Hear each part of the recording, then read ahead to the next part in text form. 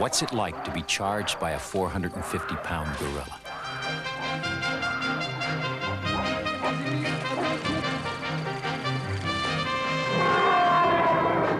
For that matter, what do you do when 9 tons of raging African elephant tries to tear you apart, along with your camera car?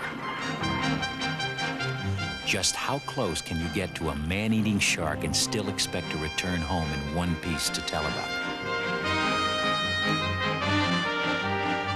Few occupations in the world offer the variety of dangers, the elements of risk faced by the people who make movies about wild animals. Every assignment is liable to involve a potential threat to life and limb and entails fresh hazards, unknown circumstances, and brand new opportunities to get into serious trouble.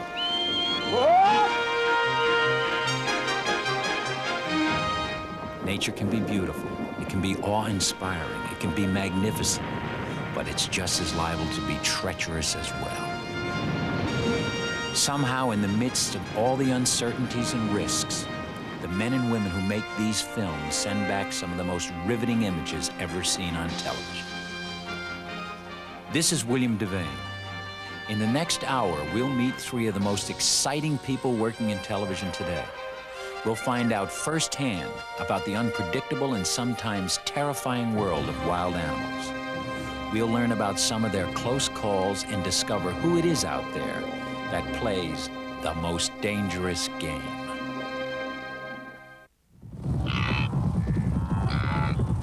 The year was 1975. Across the world, millions upon millions of viewers in almost every country on Earth sat transfixed before their television sets, watching one of the most awesome spectacles in the entire world of nature: the annual migration of the Serengeti wildebeest across the plains of Africa. Films like this go beyond language, beyond culture, beyond political creed. And viewers in Russia, China, and almost every non-aligned country in the world, as well as the Western nations, found themselves caught up in the heart-pounding excitement. The whole world shared an important learning experience. This extraordinary record was the work of a young man named Alan Root, who spent the better part of 3 years filming it at considerable risk and danger to himself. Today, Alan Root is 52 years old and still making wildlife movies in East Africa. He's a citizen of Kenya and lives just outside of Nairobi, so he doesn't have to go far to find the action.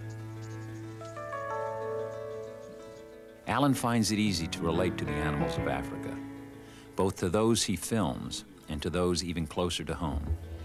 People are always asking me things like, what's the most dangerous animal? They think I must be some sort of expert on that kind of danger. And they want to know things like, is a buffalo more dangerous than a rhino? I try to be polite, but there really isn't an answer to those kind of questions. Alan bears the scars of quite a number of close encounters of the lethal kind. In the course of his career, he's lost a finger to a puff adder, been attacked by hippos, and bitten by a gorilla. He knows a lot about dangerous animals. Only he doesn't think there is such a thing. In fact, animals are very seldom dangerous. Even the biggest of them will usually run away from a man, and that in itself is a sad comment on what a dangerous animal man is. But there can be dangerous situations. When you're working in very close with a potentially dangerous animal, you're walking a very fine line. And if something happens to upset that balance, you can be in trouble very quickly. I had a run-in with a hippo once, and it happened in exactly that way. We'd gone to a place called Mazima, a spring that is so clear that you can actually film the hippos underwater. Later, I started following them, getting a little closer each day.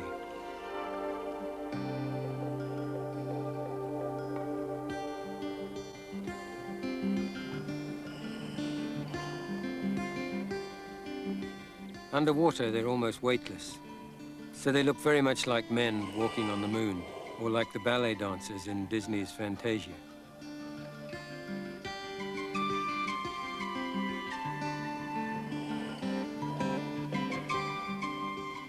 After a couple of weeks, I was able to get close enough to film a fish that scrapes algae off the hippo's skin with their rasping mouths.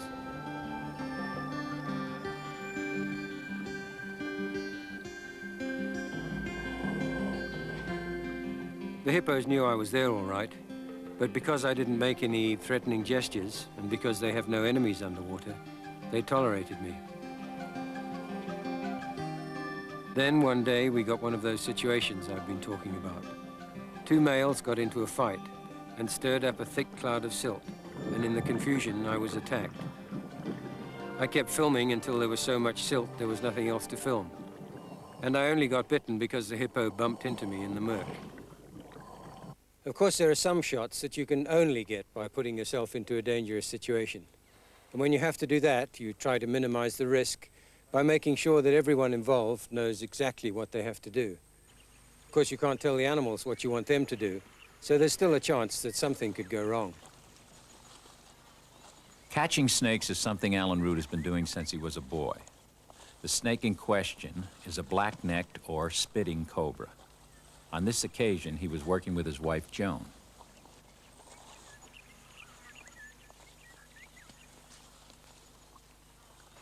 The black-necked cobra has a deadly bite, and it can also spit its venom up to 12 feet.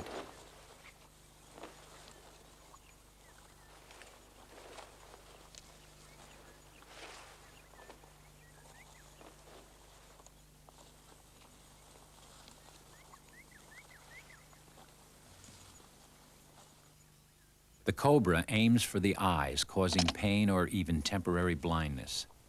The spitting action lasts only a 20th of a second. Slow motion requires a high-speed camera. This one runs 10 times faster than normal. Because of the exposure speed, the lens is at full aperture, so focusing is critical. Also, the camera runs so fast you can run out of film before the action starts. Even a test uses up 15 feet. Lighting, too, is critical. The thin jet of venom will only show up when lit from behind against a dark background.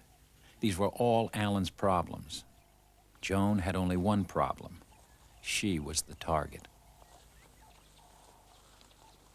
The cobra will only spit at eyes, so Joan keeps just out of range while holding the snake's attention. It's the old Indian snake charmer's trick. If Joan moves back, the snake will turn and flee. If she moves too close, it will spit or attack.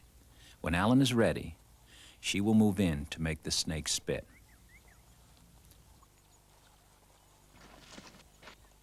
Too close. It tried to bite her. And now it turns on the camera.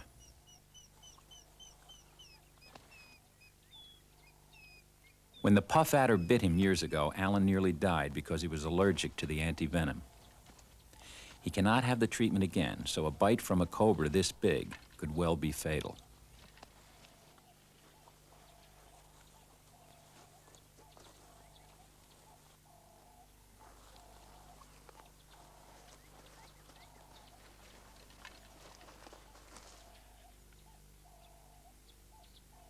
Facing the sun now.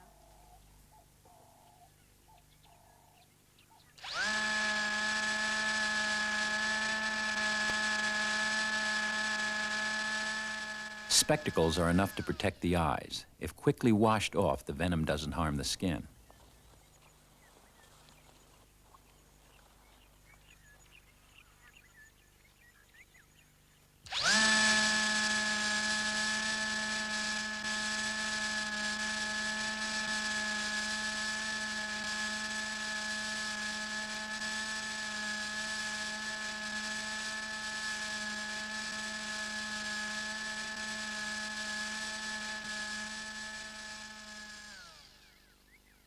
Alan Root recognizes the dangers inherent in his line of work, but he accepts them as a natural part of living and working in the African wilderness. I grew up here in Africa, and from almost as early as I can remember, I wanted to be involved with wildlife in some way or other. I left school very early, so I wasn't able to get a job as a game warden at that age, and I wasn't very academic, so I wasn't going to go on to be a biologist or a vet or anything like that. And I did have a little 8mm camera. So I gave it a shot as a cameraman, and I'm still doing it today. Alan's first major breakthrough took place in September 1962, when he and Joan went to Lake Mogati to do a story on the millions of flamingos nesting there. Halfway through the project, they found themselves in the middle of a natural history disaster. Flamingos normally live in water that has a high soda content. But in the case of Lake Magadi, the concentration of soda was so high that as the chicks walked through the shallow water, it crystallized out around their legs and formed heavy anklets. Within days of hatching, tens of thousands of chicks were trapped in this way.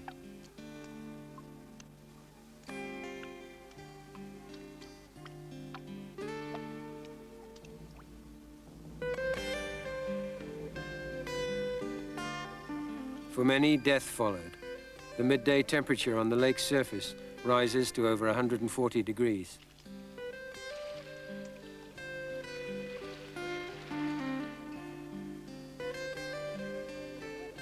We began by rescuing as many of the chicks as possible by ourselves, but that was obviously a hopeless task.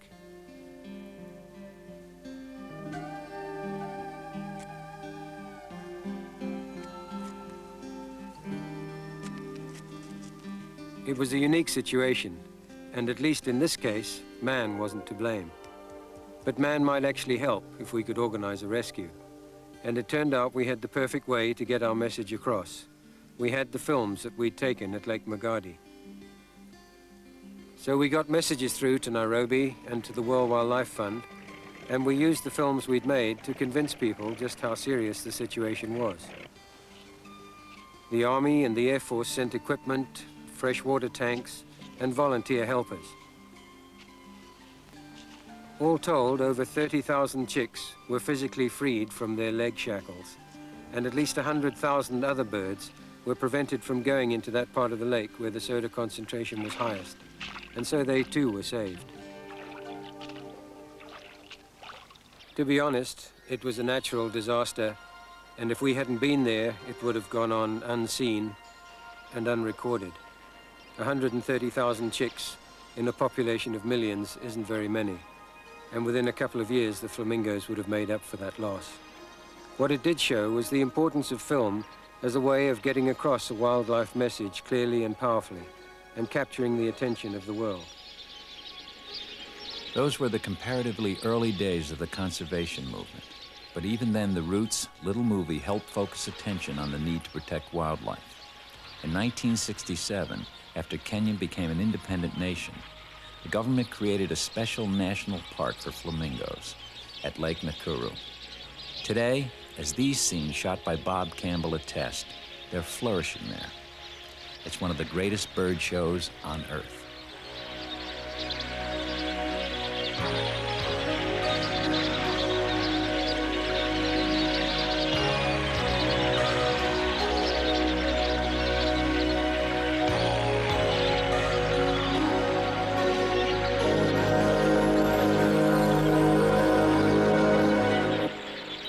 You know, this business is really only as dangerous as you care to make it. You can make a perfectly good wildlife film through the windows of a Land Rover and never get into any kind of trouble. Or you can go looking for some different angles and turn life into quite an adventure. I guess I've gone looking for trouble on several occasions, and I can think of a couple involving the hot air balloons that we often use for photography. In the first case, we'd been blown off course and had come down in the forest high up on the Mara River. We had to load all our equipment into a rubber boat and make the journey back down the river. And because there would obviously be some excitement on the way, we got ready for filming. The buffalo was okay. I think the water was deep enough that there was no way he could have got to us. I figured our boat was big enough that we wouldn't have any trouble with the hippo. So in the narrow stretches, we just went straight through the middle of the schools.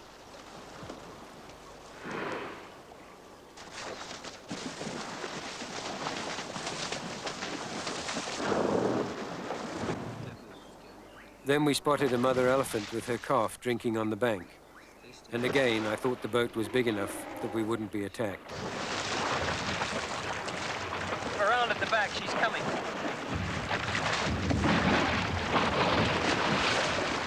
She could easily have killed us. With her small calf, she felt very vulnerable. So this was just her way of telling us to shove off. God, look at those holes. punctured one of the rear tubes as well. That's okay.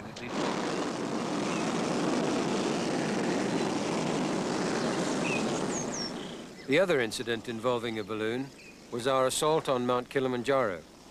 It had never been done before. Kilimanjaro is the highest point in Africa.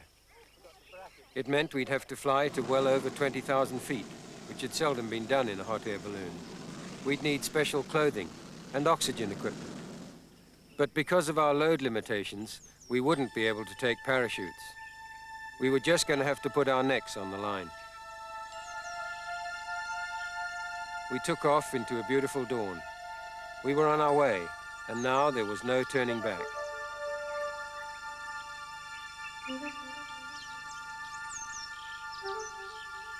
It was like nothing I've experienced before. A slow-motion dance with the wind, 2 miles above the earth.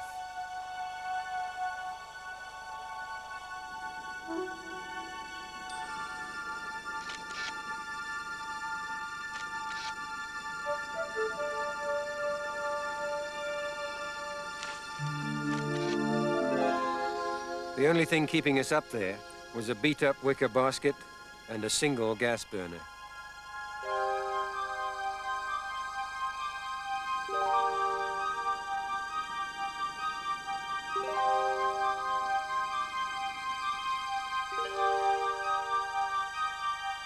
What with filming and flying, I had plenty to keep me busy, which is just as well. If I'd had time to think about the dangers, I certainly wouldn't have enjoyed that flight anything like so much. And then, 4 hours and 50 miles later, there it was, the extinct crater of Kilimanjaro. The difficulties and dangers gave an added kick to the pure exhilaration of the flight. I wouldn't have missed that trip for anything. For a balloon in Africa, it was the ultimate adventure. From a balloon hanging over the heights of Kilimanjaro to a camera blind in the depths of tiger country in Nepal, wildlife filmmakers play the most dangerous game all across the world, as we'll see. A tiger is on the prowl in the Royal Chitwan National Park of Nepal. The gray langur monkeys sense the danger, and their every movement expresses naked terror. They scatter feverishly into the safety of the trees.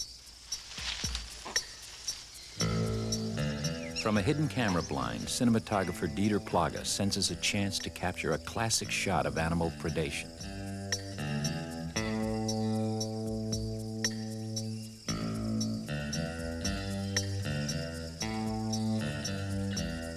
With high-speed film to overcome the shadows of the jungle and a slow-motion camera to record the action, Dieter is there when one unfortunate gray langur fails to make it to the treetops in time.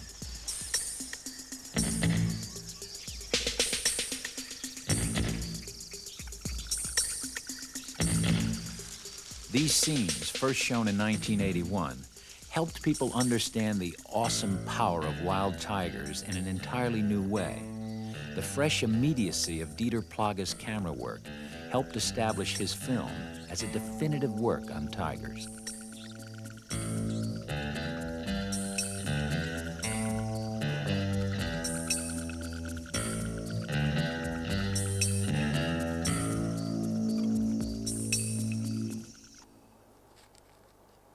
Dieter Plage is a 52-year-old German married to an English wife, Mary. At present, they've set up camp in the Rocky Mountains, filming the animals of the Colorado River Basin. Over the past 25 years, Dieter has filmed wildlife all over the world, in Asia, Africa, and both North and South America, and can remember more than his share of close calls. One time we were in Sri Lanka, and we were trying to dart this one special elephant who had been so much trouble to the local farmers. For years he had been raiding their crops, and they had been shooting at him with small guns, and naturally he had a terrible temper.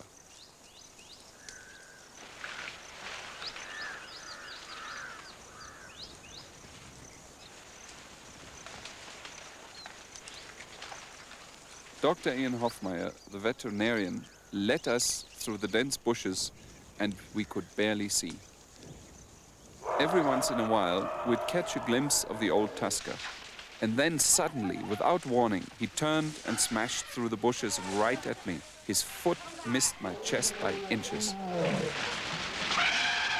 It was the closest call I ever had. I guess that was dangerous, but my toughest assignment had to be the one with the gorillas. In the 70s, I heard about this amazing man called Adrian de Schrijver, who had dedicated his life to the care and preservation of mountain gorillas in Zaire. They are very rare animals, highly endangered, and so, of course, I wanted to film them. De Schrijver had been working with the gorillas for 4 years, and he had found that if he behaved the way they did, and even pretended to eat the same food, they seemed to accept him as another gorilla. A huge silverback male was the leader of the family he was studying, and Adrian called him Casimir. Every once in a while, Casimir would come charging down on him in a threat display. It was all bluff, but it was truly terrifying, I can tell you. Adrian learned that the way to deal with the threat charges was to remain absolutely stock still and stand your ground. So I tried to get to know Adrian. He was probably the bravest, most extraordinary man I ever met. He was very quiet, very withdrawn, and when I met him I figured I'd never get to know him. But I wanted to film those gorillas. So me and Lee Lyon, who was my assistant at the time, worked with him for several weeks, and Adrian realized we were serious about making a film. So finally, he took us into the forest and showed us the gorillas. Come. We were charged many times, and it was no picnic.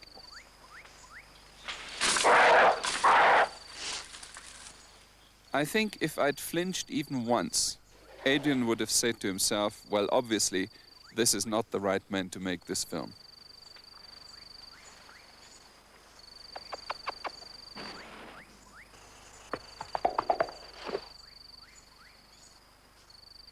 Adrian had adopted a baby female gorilla whose mother had been killed by poachers. Adrian's children loved her, but the time came when Julie, as they called her, had to be returned to the wild. Adrian spent several weeks getting her used to the sights and sounds of the forest.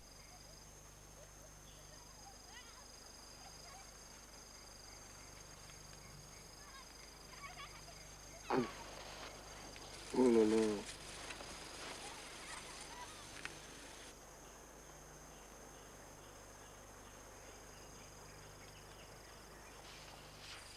In the wild, she had to be able to feed herself. So he introduced her to different food plants to prepare her for a life in the forest.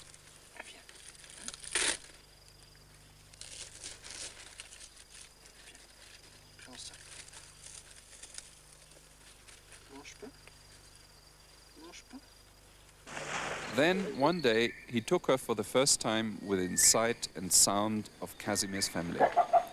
What happened next was totally unplanned.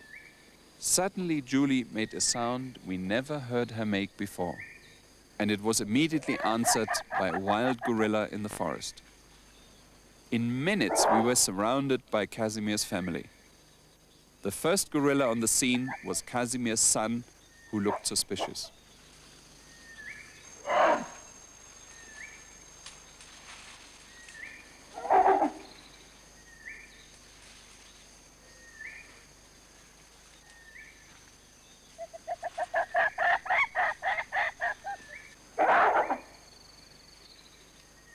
And then all hell broke loose.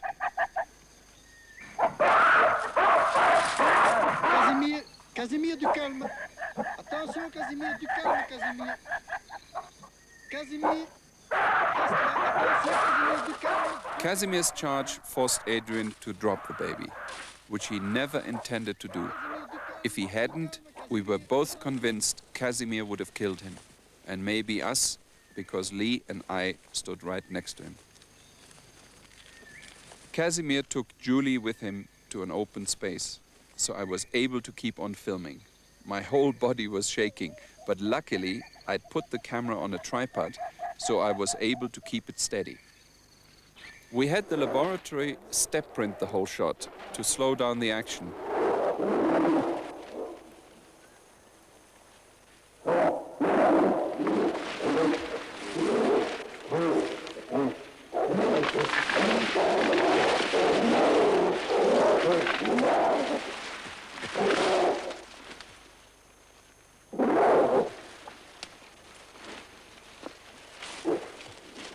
You can see that Casimir never takes his eyes off Adrian, even when he reaches down for Julie.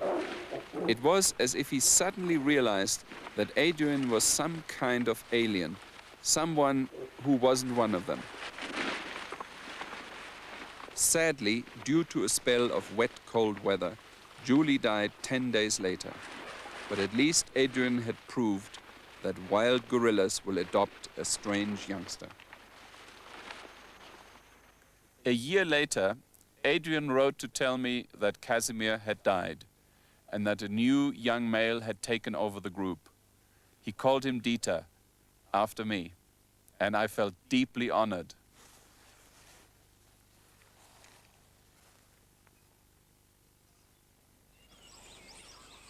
One of my favorite sequences was pure accident. I was in Sri Lanka when this big leopard decided to go hunting. He spotted a group of wild boar with their young, and I guess the leopard decided he'd like a couple of tender young piglets for lunch. Anyway, what happened next must have been as big a surprise to the leopard as it was to me.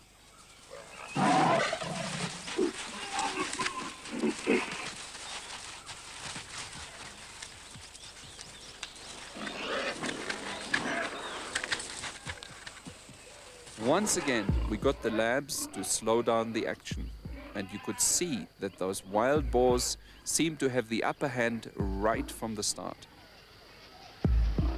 The boars moved in like tackles in a football game, each one in turn taking a shot at the ball carrier.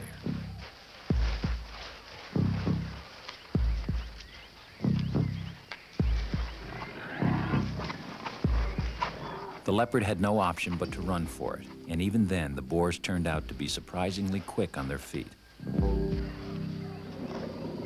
They finally nail him. For one moment, they managed to have him flat on his back and at their mercy, but somehow he was able to make his escape.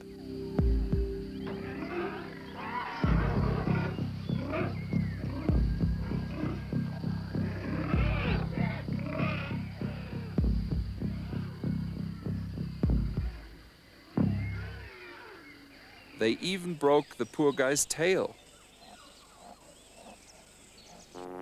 And then there's the business of flying.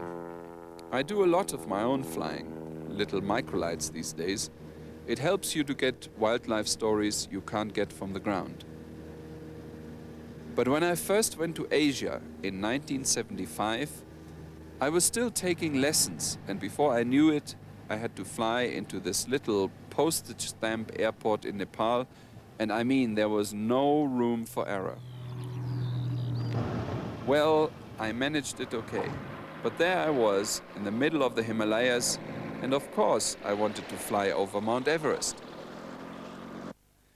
So I ran into this American pilot called Jay Klinkingbeard, and he told me about an airstrip 12,000 feet high called Changboche.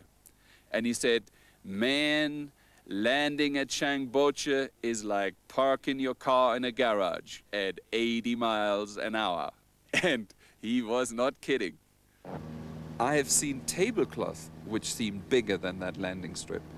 All I could think of as I made my approach was that if I made any mistakes at all, that would be it.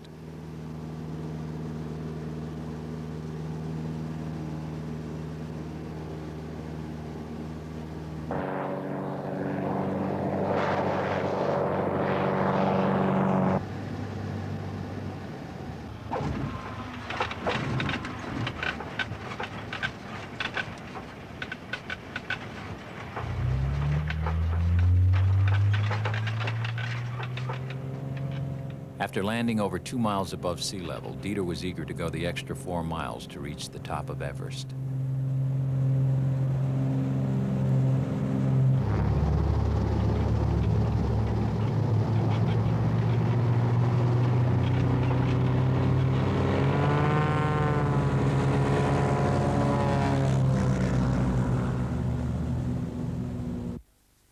Then I remembered something else Jay Klinkenbeard told me. When you fly in the Himalayas, you just don't fly through them clouds, because some of them clouds got rocks in them. The conditions were perfect, and the view was magnificent. But until you fly solo through the Himalayas in a single-engined plane, you don't really know what it is to be alone. There's no life anywhere in sight. Not a bird, not a tree, not a blade of grass. If you crashed in this part of the world, you would have no chance of survival. I reached 26,600 feet, and my oxygen needle vacillated. I decided to call it a day. I expected I could try for Everest another time, but the conditions were never right after that. Still, it was a great flight, and I've been lucky enough to see one of the truly wild places on Earth in a way that very few other people have. As we'll see in a moment, the most dangerous place on Earth may well be below sea level. There's an old saying among wildlife cameramen: you can't tell the actors what to do. You must wait for the animals to do what they want to do when they're ready to do it. That's why wildlife cinematographers are a breed apart. To honor this select breed of artists, we've brought together just a few of the great moments of wildlife filming, captured by the men and women working with one of the world's leading companies specializing in natural history, Survival Anglia Limited.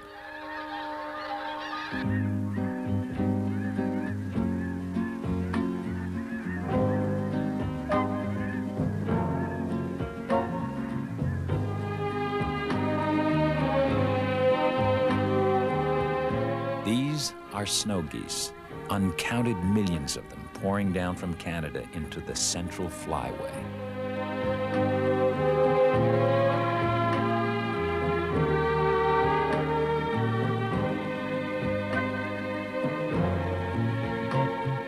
Snow geese flying south across the plains toward their winter home in Texas.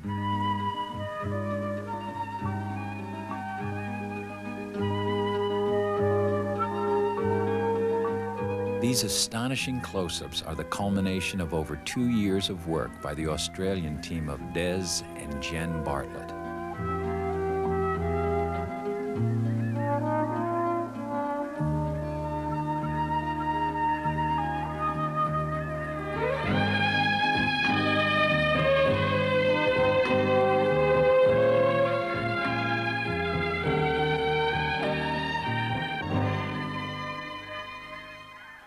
An African eagle collects its lunch, filmed by Tony Bomford. In time-lapse photography, Oxford Scientific Films catches a spider showing off its engineering skills.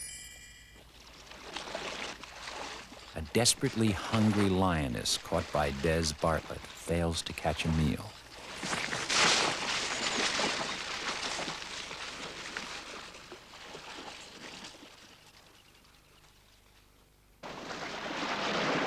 Cindy Buxton shows us a parade of rockhopper penguins hopping on the rocks of the Falkland Islands.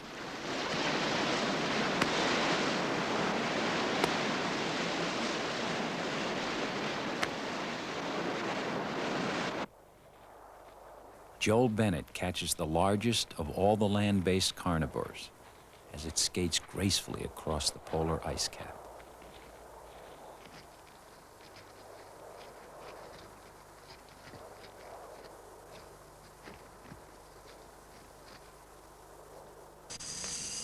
Dieter Plage captures the entire problem of endangered wildlife in one frame, as a magnificent full-grown orangutan confronts the workmen who are cutting down its rainforest habitat.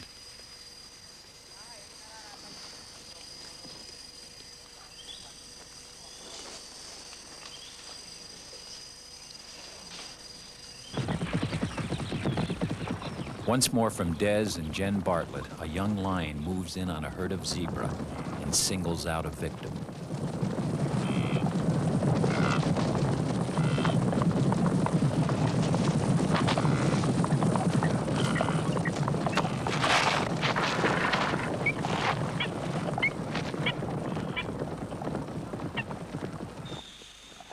A sloth in a Latin American rainforest falls victim to a harpy eagle, filmed by Neil Reddick.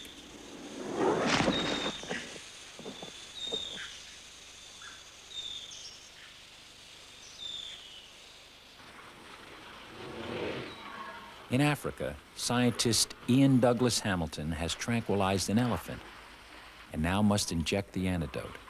But a powerful matriarch has grown suspicious and won't let Douglas Hamilton approach.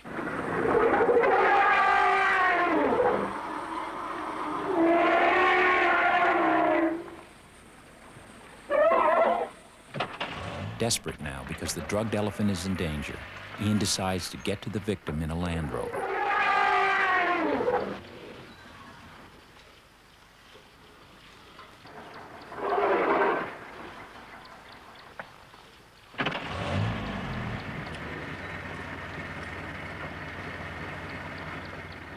The scheme works, but the matriarch is determined to stand her ground.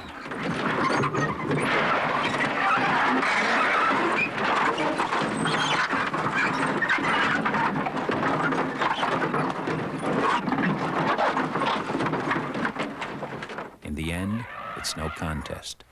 The matriarch returns to the forest, but the Land Rover is totaled. Sometimes it seems that all the big, fierce, wild animals of this world can only be found hundreds of miles away from civilization. But what we sometimes forget is the fact that some of the biggest predators spend their lives only a stone's throw from human habitation. They are the ones that lie hidden in the seas around us. This blue shark was filmed by Stan Waterman, just off the coast of San Diego. But before viewers in Southern California start getting anxious about swimming, don't worry, you can relax. Blue sharks may look frightening, but they're too small and timid to attack humans. Even though these sharks aren't a great danger, don't ever try to do anything like this yourself. These men are professionals. They know exactly what they're doing. If you tried this yourself, you might find the sharks continue to nibble right up to your elbow and beyond. On the far side of the Pacific, a long way from San Diego, Ron and Valerie Taylor filmed the really dangerous member of the shark family, the great white. This may be the most predictably dangerous animal on Earth and deserves a wide berth. This is the terrifying killer that Peter Benchley frightened us with in the novel and later the feature film, Jaws. The best you can say for this one is, keep away.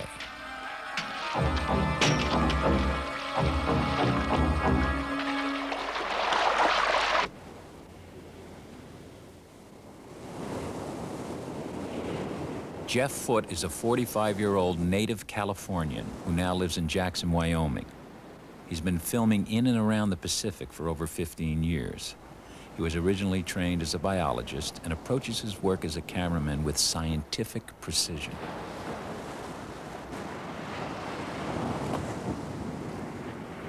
Over the years, Jeff's made films about sea otters, salmon, elk, swans, and coyotes, among others. And we talked to him about his recent television special on killer whales. Back in the late 60s, I was studying marine biology, but I decided to leave biology to make films on marine animals and other animals because I felt I could do more for the animals exposing them to the public than I could by doing research.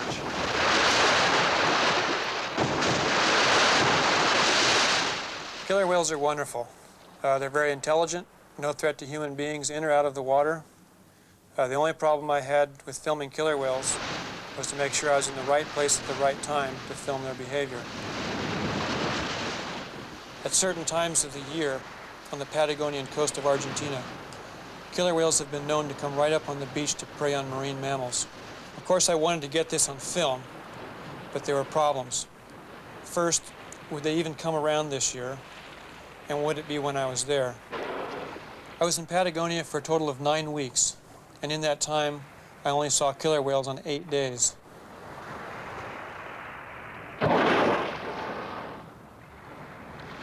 The older seals were aware of the danger, but the younger ones hadn't learned yet.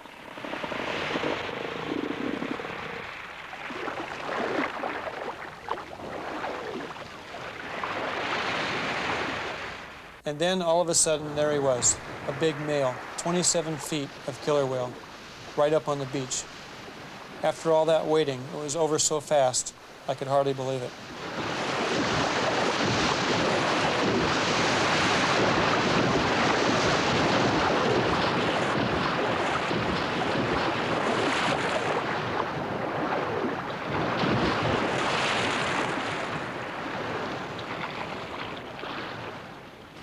Before I left biology to film, I'd been doing research with sea otters.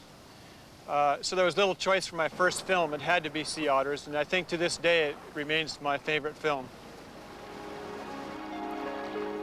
Sea otters live along the coast of California, south of San Francisco. Back in the late 30s, everyone thought they were extinct until workmen on this bridge spotted some heads bobbing in the water. They were watching sea otters. They were killed off by the fur trade of the last century. Sea otters have the richest, densest fur in the world, making it the most valuable. So they were hunted and killed by the thousands to make fancy coats and hats. Today, there are about 1,600 California sea otters. Slowly, they're making a comeback. They're good swimmers, but you'd expect that. Some spend their entire lives in the water. They eat abalone, which they hammer off the rocks. Until I shot this scene, nobody was sure how sea otters were actually getting the abalone off the rocks.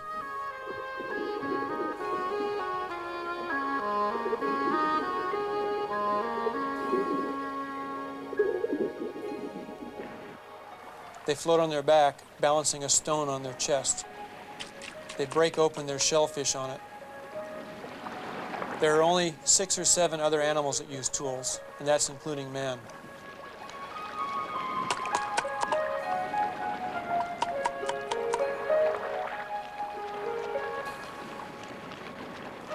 Sea otters live among the kelp beds offshore, where they find the food they need. The point I was trying to make in the film was how important it is to protect the kelp beds. If the sea otter's habitat goes, they'll go with it. But that's the key to a lot of wildlife preservation. You have to protect the animals, but equally important, you have to protect their habitat at the same time. No collection of great wildlife scenes would be complete without a sequence on the largest animals that have ever lived on this planet, the great whales. No other animal on Earth seems to stir such sympathy, compassion, and even passion in the human mind as these huge leviathans. These are humpback whales, filmed by Al Giddings in the clear waters off of Maui in Hawaii. This is the species that's sometimes known as the singing whale because of its weird, haunting call, which can be heard for miles, some say for hundreds of miles beneath the surface.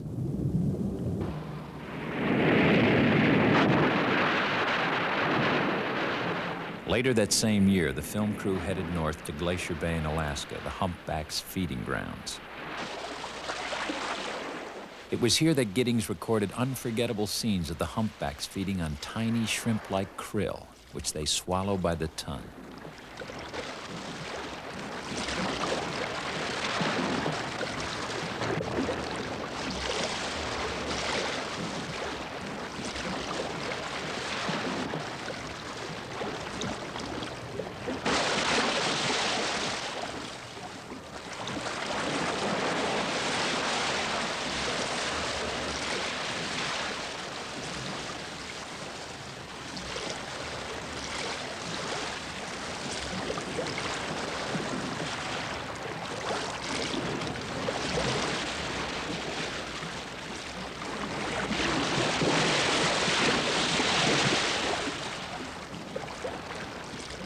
In a remarkable behavior called bubble netting, the whales spiral up from deep below the surface, blowing a circle of extremely noisy bubbles. This concentrates the krill in the center of the ring. The humpback then surfaces in the middle and scoops the krill up, along with hundreds of gallons of water.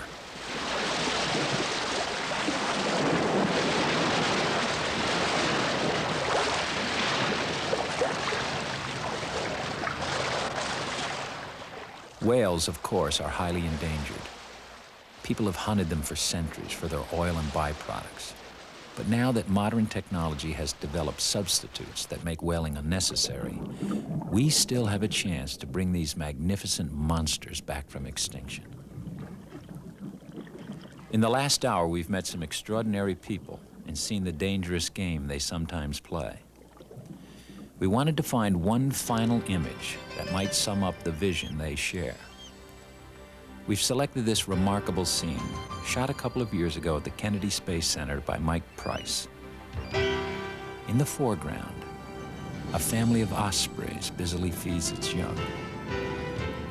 In the distance, a space shuttle, symbolizing humanity's determination to confront the unknown, powers its way upwards in a new and ever more dangerous game.